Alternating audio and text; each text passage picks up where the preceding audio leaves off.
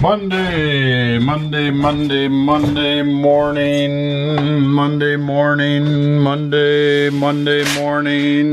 morning. So I packed some on Saturday when I got back from my weekend, and I forgot to print the sheet for USPS. So those two heavy totes of orders need to be scanned manually when I get to the post office. I have to keep them separate from my other ones. Today on The Crazy Picker Life with Wheeler, Dealer, and Banana Peeler. Welcome, fellow pickers and would-be adventurers. Monday Morning Dealer here with another episode of The Crazy Picker Life. Well, I hope you had a good weekend. I got away for a day, less than 24 hours, but I got away, and Lon and I did it up in style. We had fun in Hays, Kansas, celebrating our 20th anniversary, wedding anniversary.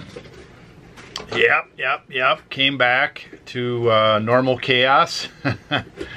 Tried to put the business stuff to rest Saturday evening before we took a break on Sunday, which felt like relaxing from a freight train.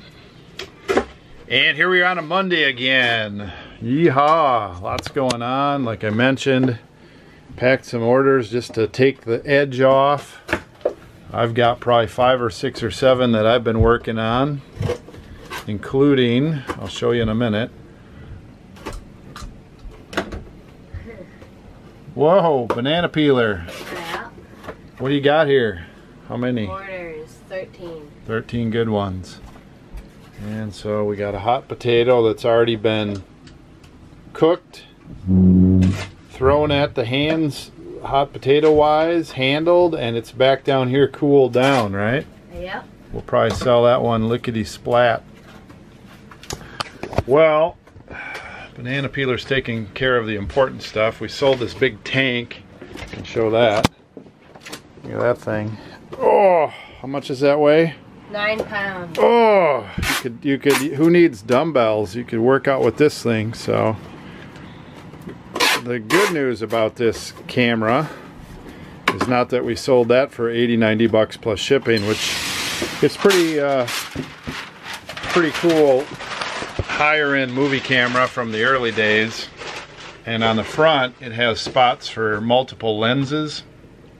The good news was not that we sold that for 90 bucks plus shipping, which is good news, but the real good news was there were 2 lenses on there that were not the normal kit lenses. They were higher end lenses, and I don't remember what they sold for or what they were listed for. I think one sold for 200 or more, and the other one's listed for 200 or more, so that's a nice piece to give you some bearing on what we paid for that. And I need to, I got some things coming up this week that are going to address our cost basis on inventory. I know people are interested in some of that. Profit, obviously people want to know, are you profiting? Can I profit in this business? Well, to give you some idea on that particular piece, sold that for 90 bucks plus shipping. I'm 90% certain we already sold one of the lenses off there. It's one of these, I've got some in my office too. Some of these sort of like, not quite this long, but it sort of looks like this. Maybe there's a shorter one back in here. This might actually be one of the ones. That's a Carl Zeiss. I'm not sure that that's it. I'm pretty sure we sold one of those for $200. I think it went for, and then I think it went right away. I think it was something somebody wanted. And then the other one's listed for 200. So let's say when it's all said and done, we got one lens left. Let's say it sits around a little bit. Sell it for $450 as a group. $425. We bought that on a big lineup of stuff, top shelf stuff. stuff that was displayed, and the party that we bought it from really liked this stuff. We bought the whole top shelf, probably a tote, probably two and a quarter regular male size totes full of good stuff like that for right around $1,000. And so it's really hard to split out what we paid for that individual thing. That piece, that movie camera there, was not a primary piece in that lot. Sure, it was cool. We knew it was worth some money. We were hoping it was worth a couple $100, not $500. If you take that just out of there, probably 50 to $100 max is what we paid for that. Maybe you know, maybe $40 depending on how you want to split it out. So that's a good representation of what we're doing there. That's like a little bonus nugget. Okay, took a little break there to have a momentary brain freeze. I didn't want to do that on camera. So we did the question and answer last week. I released that on Friday night, I think.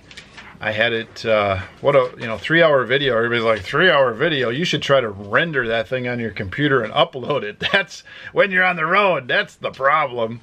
Not watching it. Watching it's pure joy, right?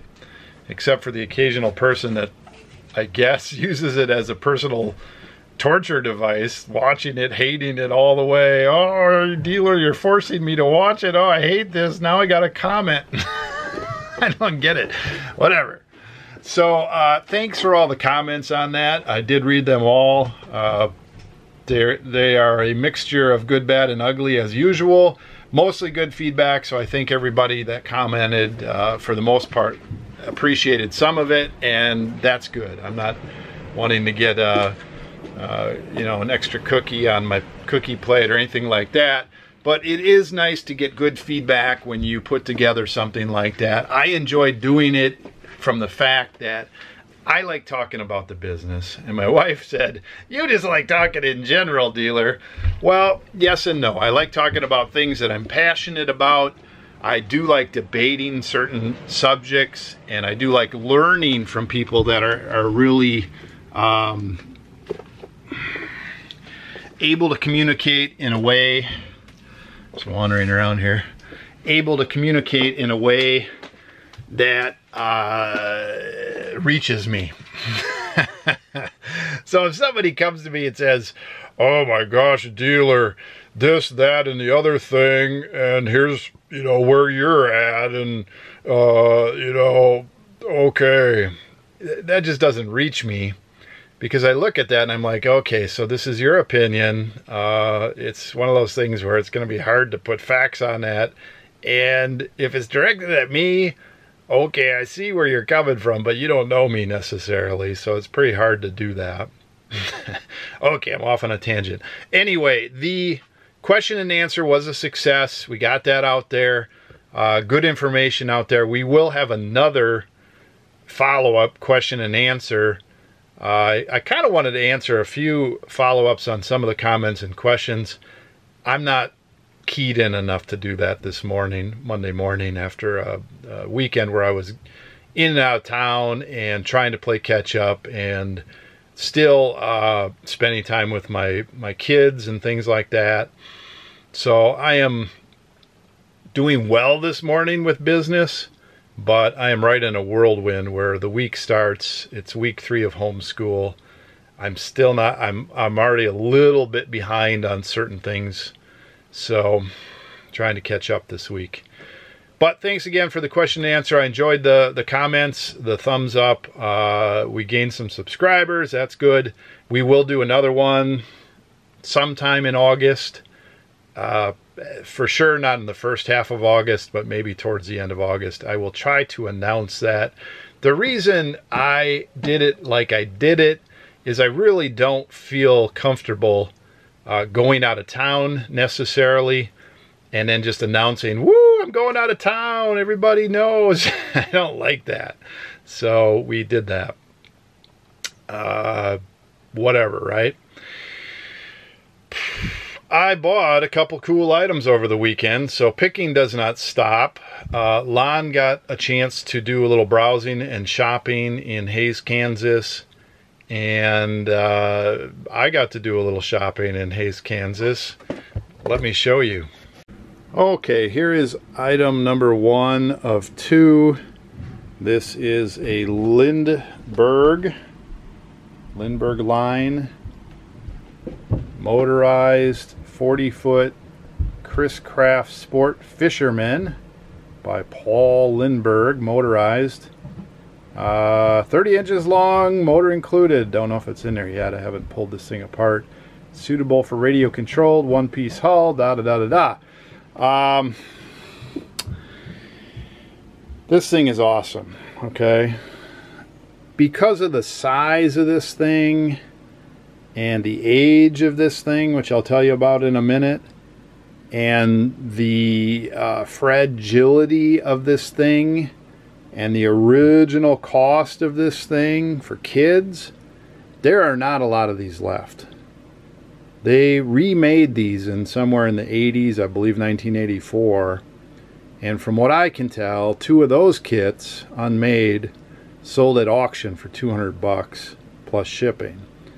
I did not look at it 100% certain, but in looking at one of the ads, it looked like the other one. And I think they were both 1984. I'm gonna have to go back and look. And there was an original, and so my question was, what do I have, after I looked at that briefly? And I went back, and let's see.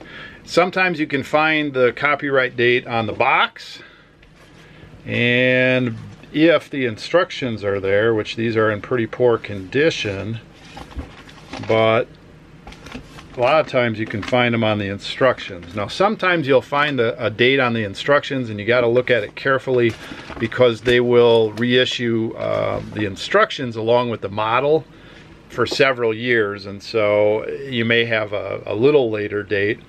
But this one, made in USA, printed in USA, Skokie, Illinois. Come on, camera.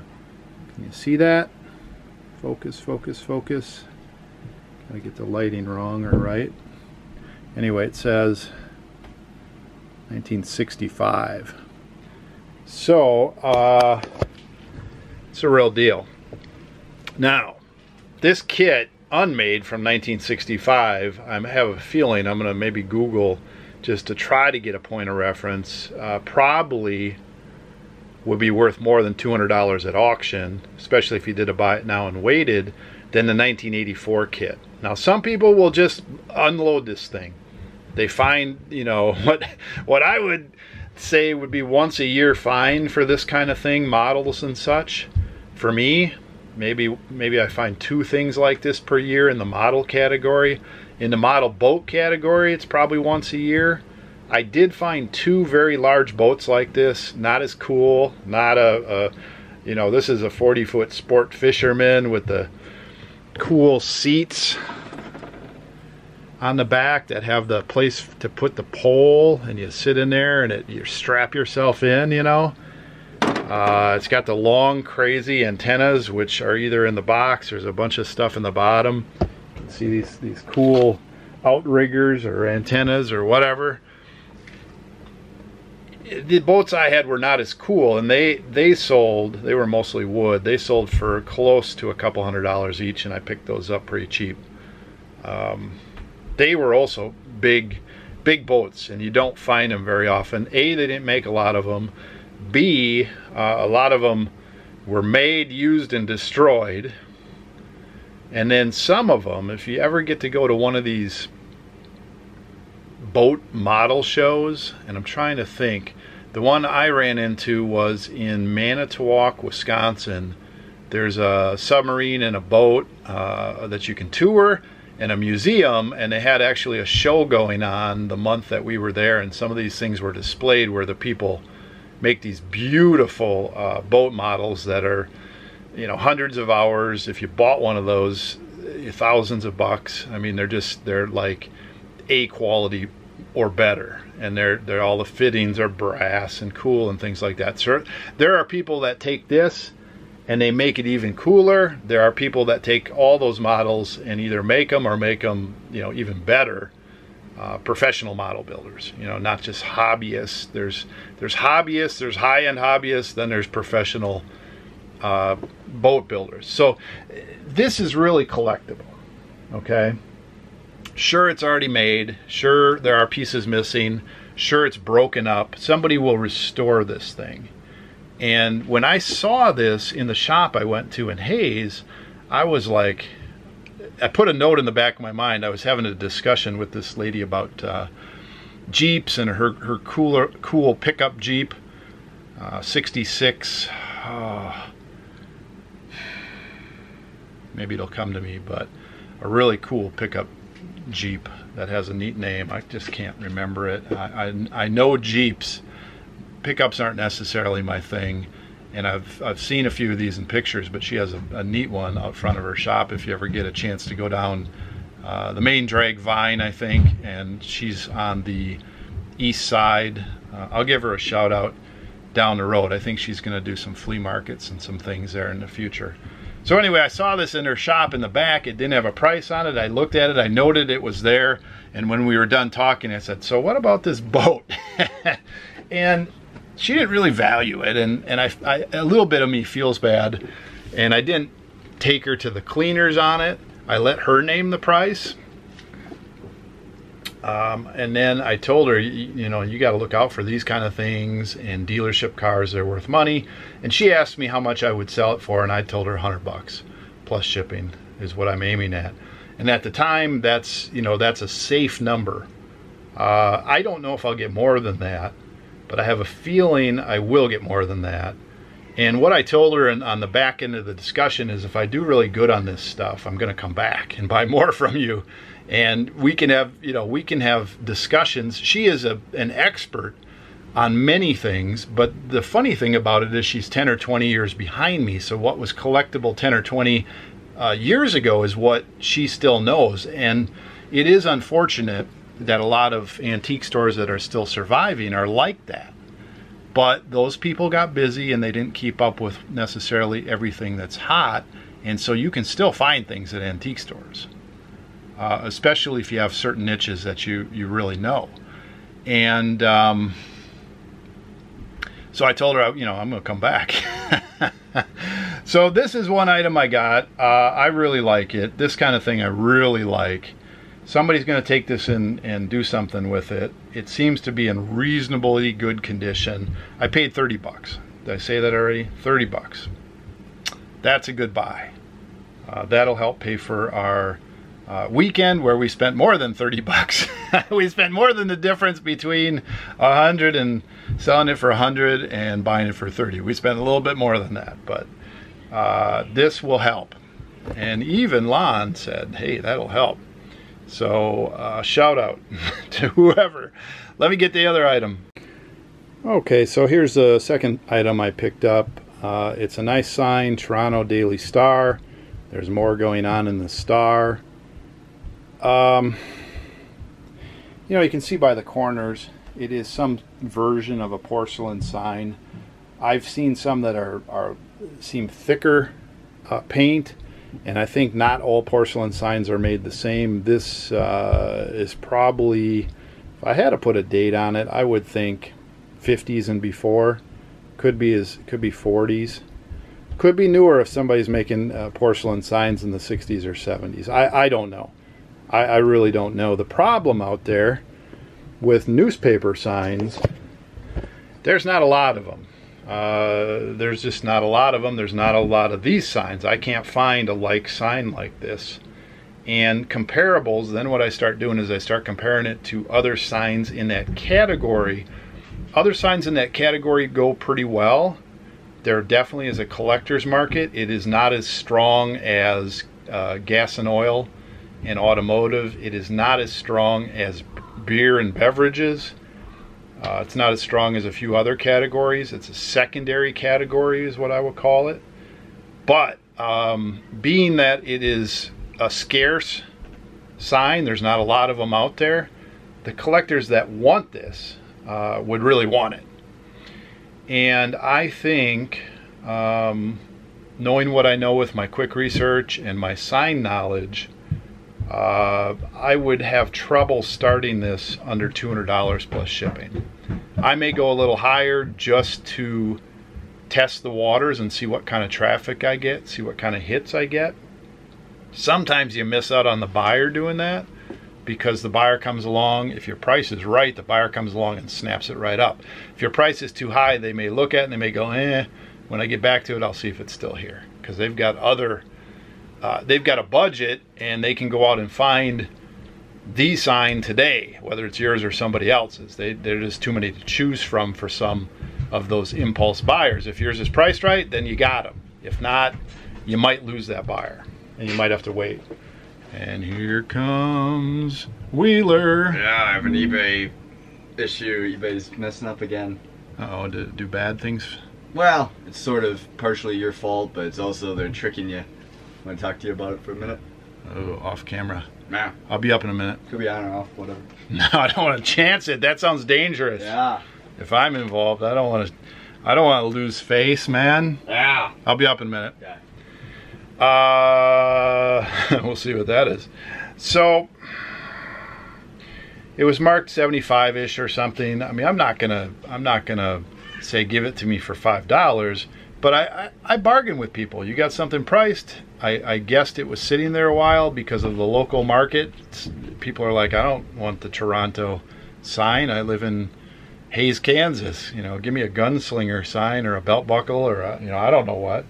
So I offered 60. She took 60. That's a good buy. Again, I don't know what I'll list it for, but 2 solid buys. Would I like to be out and about and every day wander in a new place and buy a couple things like this and fund my traveling? Yes, but I can't take my kids with me, so it's not going to happen yet. But I can find deals, and deals are out there. And these 2 items are worth my time for sure, and these 2 items are good saleable items. All right, I like showing them off only because if I saw these anywhere, I'd be excited about them. And many of you out there probably would recognize that these are pretty good. And so those are fun to share. I'm gonna go see what trouble I'm in and then get some school started. Okay, one other quick thing before I disconnect here and go radio silent until later, maybe when I go to USPS.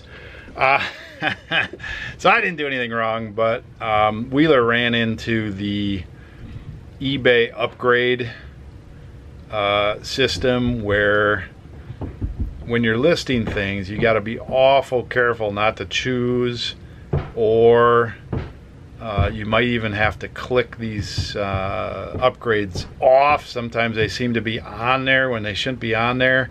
If you're copying old listings, sometimes if you had an upgrade and it's on there, it'll show up in your new listing.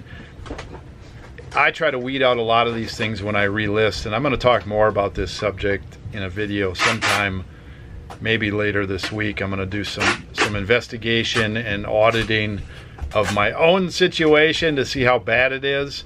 But the bottom line is we switched our auctions over to 30-day auctions, and Wheeler found an upgrade on there to bold, B-O-L-D. You put your item on bold, and for 30 days it's $6. And if you don't sell it and you relist it the next time for the next 30 days, it's $6 on top of your other fees. That item luckily sold right away. I don't know if it was the bold or not, but we got charged $6 for bold. And in my opinion, anybody in their sane mind would never put anything on bold in the listing for $6. Maybe somebody out there has had great results, but $6? Oh my gosh, that's a healthy percentage. Now fortunately it was a $150 item, but that's still what, 4.5% of your thing. I mean, we can talk all day about is it a good buy or not. Wheeler said there's a little box that you can check for it, and then the whole area around there, if you accidentally click in there, which he did for one reason or another because there's other buttons around there and other things that he's working on in the listings, he said he clicked somewhere else nearby and it made that box check and stay, because he said he played around with it. So I will get to the bottom of this. This one is a thing that the more I talk about it, the angrier I get, because upgrades have their place, but you shouldn't cross the line. You shouldn't force them on me, and I don't want to ever find upgrades that I didn't pick. So I'm going to get on that one a little bit. I'm sure if you have a comment or a story about this, this will be below. But this one's got me a little bit uppity, and probably for good reason. Again, I love eBay. I understand there's a lot of variables, including user error, etc., etc., etc., etc., etc., etc. So this is not a slam eBay segment per se, but it is, if the users of eBay can't question some things and whatever, then that's a whole nother story. So a video coming on that sometime. Stacks of boxes and things keep showing up in my office. Oh my gosh.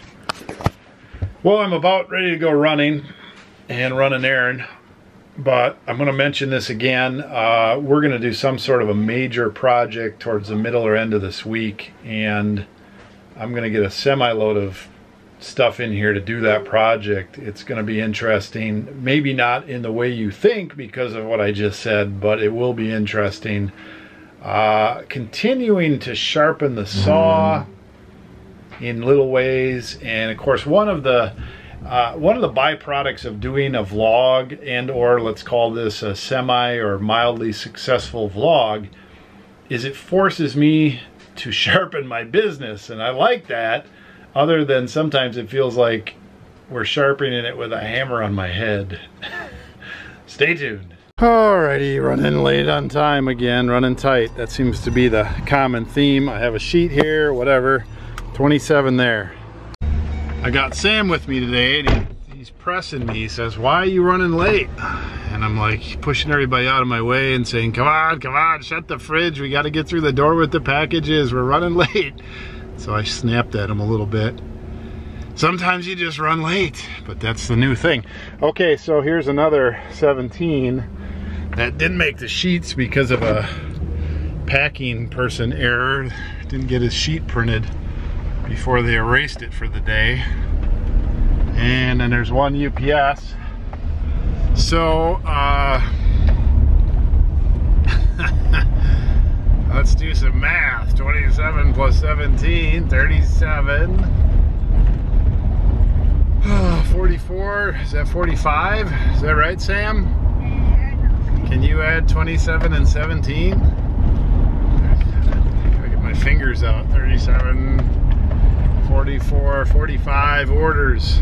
That's a good weekend. Keep in mind we did not ship on Saturday, so really that's 15 a day.